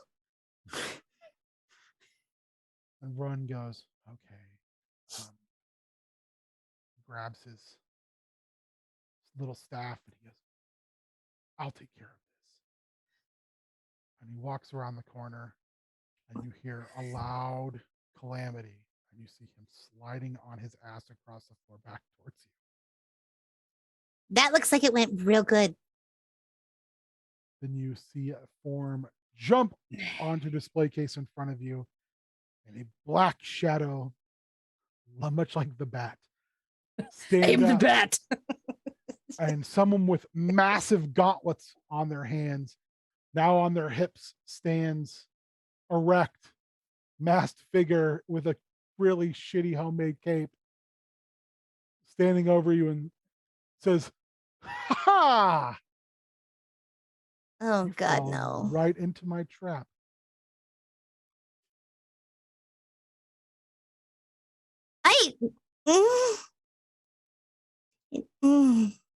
One question: is Charity a recognizable figure? Like, do people know her? Oh yeah, she stands out like a sore thumb. Like she's Okay, perfect. That's what I thought. yeah. She even has like little rainbow streaks in her ponytail from an experiment that went really, really wrong one time. So she stands out. Well, as this person gets ready to monologue, they look down and goes, Are you Charity Montmartre?" Doy. Jumps down, runs over, and starts shaking her hand vigorously between these two giant hands. "I'm a big fan of yours. Like, I mean, it's really nice to meet you." Yeah. Who are you? I'm the person who helps the needy. I take what the ruling class would hoard in museums and make sure it gets to those tinkerers and folks below. I am the great I am. Cool. Yeah, I thought so too. No, I mean it's really cool. The cape is it really adds something. I'm not much of a seamstress yet. I mean, no, it's good. Like everybody's got to start somewhere. They're like pulling it over their shoulder, and they're like, "Yeah, I mean, like you can see right here." Oh yeah, I did like a double stitch, and it didn't. No, you got to use a serger. Like yeah. Well, I mean, sometimes I'm taking stuff to build that, but I mean, gauntlets. Yeah. In here though, like what do you? Belt of levitation. Oh. Yeah, I made this. That's super cool, dude. I feel like I'm literally meeting Syndrome. From No, not so much funny. that. More of like more like terrible Batman. I Terrible Batman. So Batman. That's the name of my band. Terrible Batman. They're like, so I agree with you. The system is broken and it needs to be fixed. And since no one else and no adults would fix it, I'm fixing it. I'm the change that Storm Song needs. I'm not the change that they want. I'm the change that they need. No, but you're the change they deserve, right? I'm super into this. Well, I don't know if they deserve it, but they're gonna get it. I mean, like most people do. I don't know. Like some of the people on Cadenza suck, but that's another story. He looks at the two tobaccs and he goes, like, they deserve it. Like, I'm really sorry about that, but no, they're cool. You came at me with the stick and I got like scared. Well, yeah, like you're kind of in a museum like after dark and like it's me. Oh, dude. It's just the oozes and their dad. Sometimes I see them moving around, and generally don't take so much at one time, but then like the big crash night, and then there were weird like movements of troops around the city. It's like martial law. Yeah. So I just was like, I better get all the stuff I can get while the getting's good. So then I can make sure that the best things are done for the greatest good. That's why I'm the great I am. You know what would be the greatest good ever? You want to help your girl out. You want to help your girl out, right? Well, I mean, I'd like to. Yeah. I think very highly of you. Oh, that's really cool. So, well, okay. So here's my thing. So, had a little run-in, got into some stuff off-world. Long story. Can't really talk about it just yet. Still kind of making heads and tails of it, if I'm honest. But like, I thought you got arrested. Well, I kind of did, but it was like the kind of arresting where like they said that's one reason and they pulled their mask at the limit. That's one reason I put this on. Oh, that's really smart. I don't want to get arrested. No, you don't want to get arrested. The barracks kind of suck. I heard the barracks are the poops. They're pretty much the poops. That's pretty. I've been there. It's not great. So I did a thing, right? And they took me someplace, but it wasn't on Storm Song anymore. And I wound up like on all sorts of adventures. And I was like, ooh, cat people. And then I was like, tiger people. And they kind of suck. And they have backwards hands. And I'm still kind of trying to make heads and tails of that one, but that really sucked. And one of them really kind of like wants to eat me. And I don't really want to get at. And it really sucks. Ron is still on the floor on his back. He puts his hand up and says, those are not Tabaxi. Those are Roxasha. We tell stories about them. Yeah, Rox did they yeah. So I think you should go get Dad. I really hurt my butt. So anyway, so I went to this place and then we went to another place and there were guys that were like, rawr, and we were like, oh, that's really freaky. And then we went to another place and there were dinosaurs and they were like, rawr, and I thought I was doing okay. And there were like fungusy things that I don't know what they were.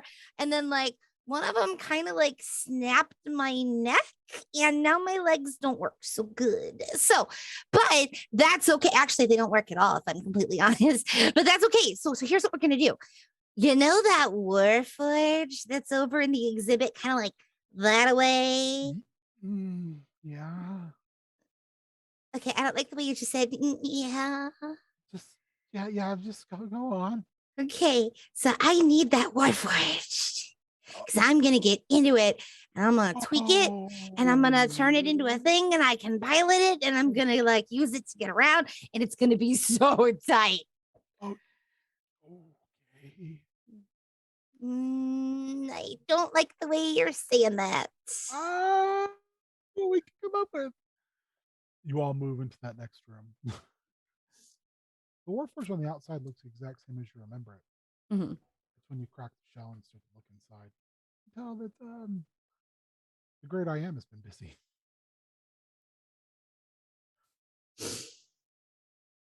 Okay. I'm sure we, Charity Montmartre, and me, we can fix this. We can make this work. and they take their gauntlets off and start taking them apart. No. Oh, I have other parts, just not here. As long as I have my belt, I can still get out of here. Okay. But I think we can make this run. You'll need to spruce it up really soon, though. Oh, that's easy. Make me a Arcana check. Oh God. Come on, Dice. I love you. Don't be an a-hole. Work with me. Come on. I'm spending my inspiration. I'm not using that dice. 19. That's much better. Thank you, Aziz. You look at it, and on what you have in your bag and what you kind of got from Victor based on that, what you have and what you can call together in the rest of the room, you're like, I think I can do this. I mean, if this other person is halfway competent, I think we can do it. Cool. And that's when you hear the clank, clank, clank of steps into the room.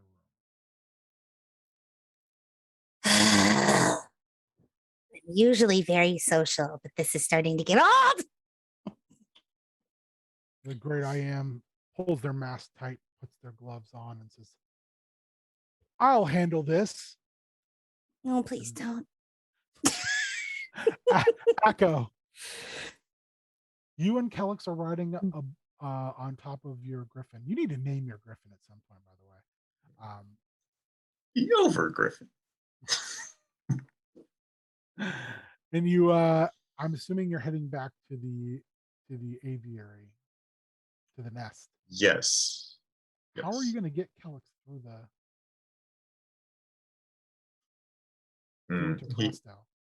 He looks at back at Kellic like A, isn't my griffin super cool, and B, you have magic make you look different, right? Of course. But why would I? Part of the fun of this is being able to walk through the castle. So they have to look and see me and know you let me out. And I mean, come on. Was that part of the deal? It wasn't not part of the deal. At no point did you tell me that I had to do that. You need to word your deals better, King.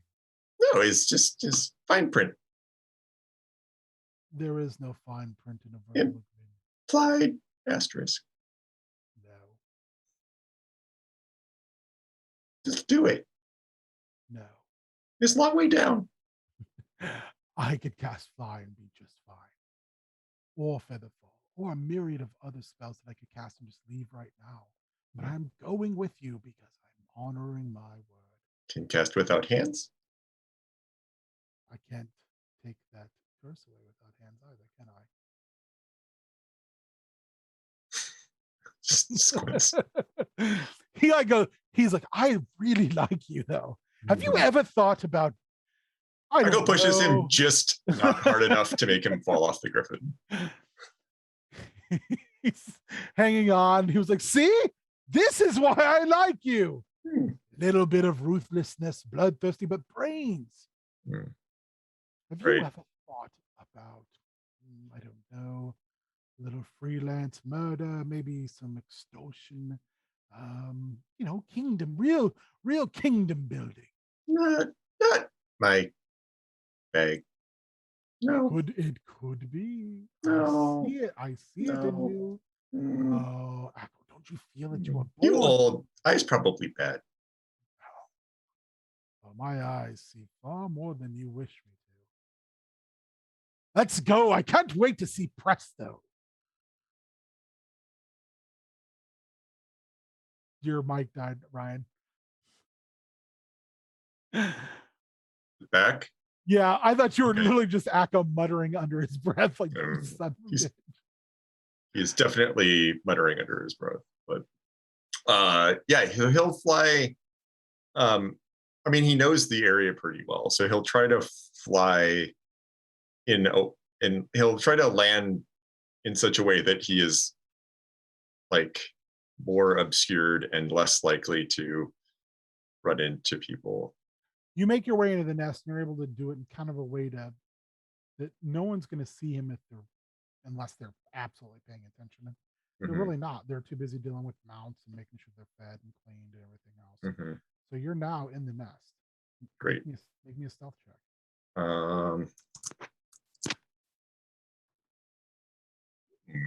Not bad. Oh wait, it's a disadvantage because of my clunky ass armor. Oh, also not bad.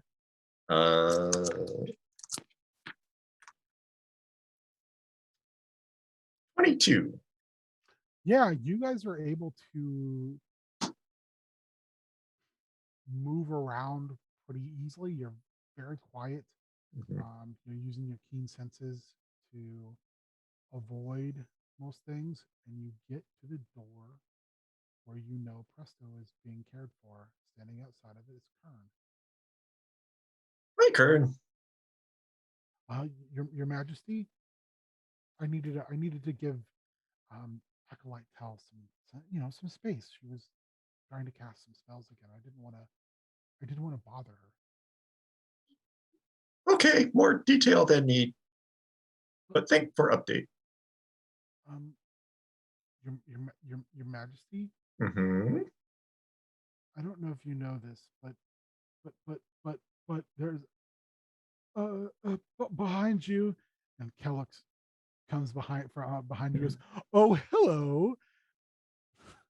Akko acts like super surprised, like what? and no, Akko is king stuff. It's fine. He leans on you and goes, it's extremely important. You should not do that again. Very, very, very important. Akko just kind of goes like, and he is literally grinning ear to ear, and he's like, and doing the hand wringing and everything you'd want out of a terrible chewing scenery. It's very important. What is your page's name? It's Kern. Kern. That's a good name. It's a good name for a page. You Kern, could you do an old man a favor? Don't do it. Don't do it. Don't. This is my page. Kern, take break. Now. Over there. Please. Go. I could die at any moment. It's true. Could die at any moment. Fine. You're no fun. Akko, super fun. No, you are not fun whatsoever. Super fun. You Akko. could be. You could super be fun.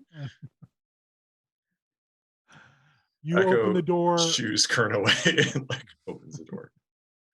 You open the door, and as soon as Acolyte Tell sees you open, she's like sweating, and she looks exhausted. And as soon as Kellox enters behind you, she screams. He looks at you and he goes, "This is the best." All right, we'll go to Amulet and Twig. So Twig, you can write this down. You can write as a skill, an additional skill, helmsman. And you now have, I'm going to give you just a proficiency. What's the stat for that? Dexterity, intelligence, wisdom. Okay. Amulet, you find Bush of Uth of Shath. Mr. Shosh, I heard you have some pants. It's Shath. We've met before. Shaft. Shath. Bush of Earth of Shath. Yeah, Mr. Shoth. How are you? I'm good. How are you? I'm wonderful. Do you have some time for some literature on the wonderful just thought that is the shop? I don't right now. I can come back. I was sent to get some pants. Norhan said I needed to get some pants for the guy driving the ship because he's not wearing any. You have pants, and Norhan always wear pants, except for when sometimes with peerless behind the door, they don't wear pants. But Bush with the shop doesn't pay attention to that. That is not my pay grade. Got some Do- the skinny on things. No, Jabril needs pants. But he wears a robe. Apparently he wears pants under his robe, and he had an accident in the bathroom. And Norhan, I know, right? But Norhan said he can't drive the ship without wearing pants because he's sitting in a chair, and in case someone else has to sit in the chair. And so she asked me to get him some pants, just some pants he can have. The shop used to be corporal and wears clothes. He too knows the pain of sitting in a chair with no pants. Yeah, it's not good when you're going to share the chair with other people, you know. Not just the physical pain of splinters and push, but also emotional pain of embarrassment. Yeah, so I don't care about sparing him the emotional pain. He That's goes into up to him. He goes into a closet and there's just like endless clothes in this closet. Oh, so like, what? It's bigger on the inside. And he starts pulling stuff out and he goes, I want the shiniest ones. Oh, shiny. And if they can be sort of like flowy, baggy, like they blow in the wind. How do you feel about comfort? A little bit of comfort. Little bit comfort or little bit comfort? You know, I find it real annoying, but let's make them really comfortable, I suppose. Oh, you are an excellent person, Amulet Sticky Fingers. He doesn't like me, so I should probably do it so maybe he likes me. Secret? He doesn't like anyone. Oh, okay. Yes, but he really likes everyone. I want them like bright. Here's some of these. He pulls out one is sickly bright neon green. When you touch it, the pattern changes up and down, and it's real soft. Or the other one is purple stripes and pink stripes and white stripes, and it is glittery, and it is made of crushed velvet. Okay, yeah, we're gonna have to go with the crushed velvet, I think. It's warm. Yeah, I think he'd like the crushed velvet. Excellent choice. Take your goddamn inspiration back. Do you need it wrapped up, or just going to wear it out, or take as is? I'll take him out. He's got to put him on right now. Oh, but if we wrap them, he'll think they're a present. Let's wrap them. So he grabs his paper and he envelops it in his stuff, his body, and then it just like wraps and it comes out and he pulls back, and there's no like residue from his slimy, gooey ooze form. It's perfectly wrapped. It's got a 4-corner bow in it, and he leans down though, and he goes in his massive form in that kind of broken armor that he houses himself in. He says, "I really want the hanger back." I will get the hanger back for you. I promise. I promise. Oh, I take your word. Amulet Sticky Fingers. Do you want me to loan you something till I bring it back, or I have this tiny piece of sandwich left. Do you want a piece of sandwich? Unfortunately, Bush of the shop does not need that sort of sustenance. Don't need, but sometimes it's fun to taste. I will take other objects. Oh, okay. How about I loan you? I dig in my bag, And I pull out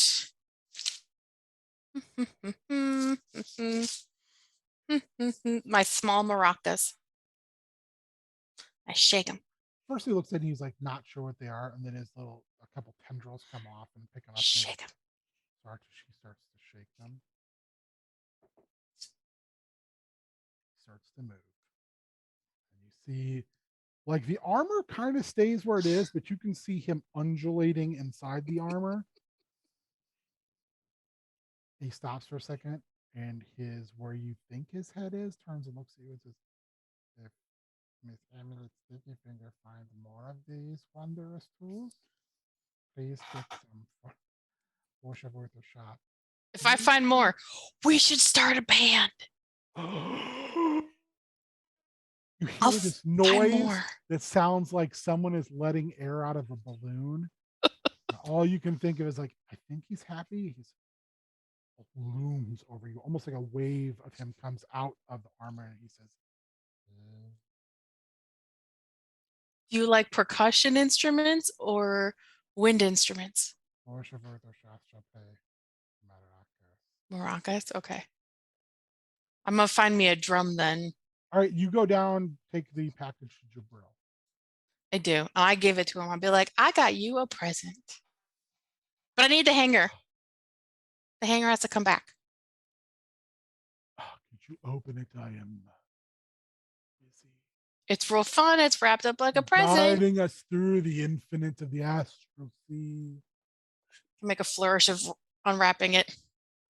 He looks at it. Says, You should feel these. Touch them. Touch them. Soft. Softly. I saw them and they screamed, Jabril. Perhaps I misjudged you, Amulet Sticky Fingers, and it shames me to say so. Please turn around. No. Turn all the way around. I hand him the pants, but I keep the hanger. I don't hand him the hanger. Turn around. I'll seriously not giving him the hanger though, but I give it to him and turn around. Turn around. Oh! Once, Atticus, you are the bane of my existence. Amulet, can you bring me some salve later? I will try to find some, yes. Oh, these pants are magic. Look at my thigh in these pants. Just the wizardly might. I feel much better. They do look very good on you. Elbow 5. We aren't to the high 5 yet. But you've now graduated to that. I appreciate it. Back on the deck. Twig, you see it. You see the clock tower. As you approach it, and Norhan's she's steering as she's giving instructions. She says, beyond that is the gray waste. We have to be careful. We have to make sure that we moor the boat correctly, because the actual pull of the gray waste could suck us in there. We do not want to go there. No, that sounds bad. I need you to, she moors the boat up against this massive floating clock tower. She gets on one knee. She's like, Twig, I need you to make me a promise. Okay. We never tell Keska about this. Yeah, you mentioned that last time. Why?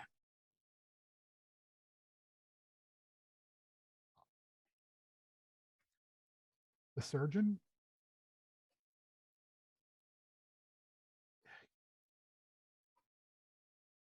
He's an illithid, and that's where we'll stop.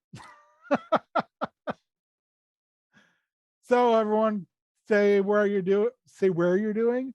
I'm struggling real bad tonight. So people who are watching, I sincerely apologize for the god awful DMing tonight. Luckily the players are fantastic. So if everybody could tell people where they can find you, what you're up to, what you got going down, and yeah, the usual. All right. Well, you can find me on Instagram and Twitter at Cubicle Zombie. You can find me on this very channel next week on Wednesday with Warrior and the rest of the Tasty Boys. And in under a month, you can find us on this channel and probably a couple other ones doing the Extra Life thing, trying to raise money for those kids. Not the shitty little ones, the good ones. Aw. All right, the shitty little kids can get some money. Yay! I wasn't sure I could get you all together during Extra Life, so we don't have a game. So otherwise, I would have thought about getting a D&O game in during Extra Life. I would have loved to, but I'll be in California eating beignets and being stupid. So sorry. So sad. So sad. So sad. Disney adult problems. I am Shannon. You can find me all over the place, but especially on TikTok at Rainbow Gaming Collective. I have been taking Mash and dice.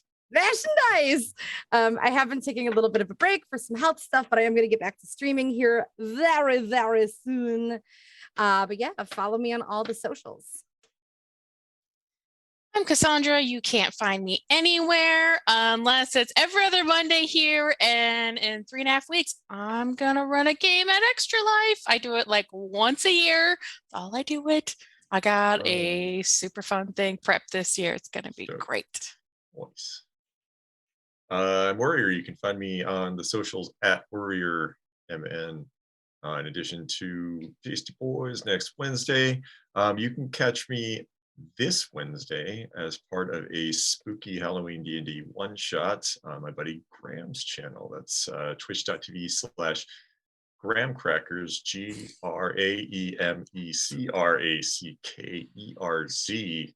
at 7:30 p.m. Eastern, 6:30 Central. It's going to be fun. Speaking of Extra Life, I'm playing a character who I've played at Extra Life before, so come check it out. It'll be a good time. Hey, buddy. You were muted. You were. Am I muted now? No, you're good now. You're not now. No. You were. Mike just kicked out for a second. You're good. All right. I said, is that everybody? Oh yeah, that was is everybody. Yeah. That was everybody. Good Lord. As always, thank you, Casual Doug, for being on the ones and twos. You can find me on Heel Turn Radio this Thursday as we begin Pete-tober and celebrate the lives and times of one Pete Huge, my president. Then next Tuesday, not tomorrow, but the Tuesday after, we'll be back on Tiny Ming. I think I'm gonna bust some work out on the Froghemoth, which It just looks like stars. There he is. There you go. Froghemoth. Running 3 games for Extra Life. Running a Super Crew game where everyone is playing bad guys who are what's the thing called when you are sent elsewhere? I can't, not protective custody and given a new identity. Witness protection. Witness protection. Who are in a support group. You get an opportunity to do one more job. I am running a D&D Survivors game in Lamortia. It'll be a dinner party. You've been cordially invited. Who's for dinner? And I am running a Star Wars game using the interesting bounty hunters system where there's no dice. It's all just action points. And it will be the players playing bounty hunters trying to hunt down Alan Malari, our friend John Maddening's Space Karen. So that's how that goes. I still don't know when the second Star Wars is ever going to play. I thought it was supposed to start last week. So did I. Oh no. No. I think things got a little off track. I don't know when we'll be playing. Or we're not playing when it'll be. It's ready. It just has to get coordinated. It's the power of the matron. She's too strong. She's too strong. She's too mighty. Too many lemon bars. Too many lemon bars. You know. Otherwise, I want to thank everybody who was playing. You can definitely go to people's Extra Life pages and donate for the kids. So help out. Every little bit counts. If not, then at least boost the signal. All right. Well, I hope everyone has a wonderful rest of their week, and we'll see you in 2. Bye.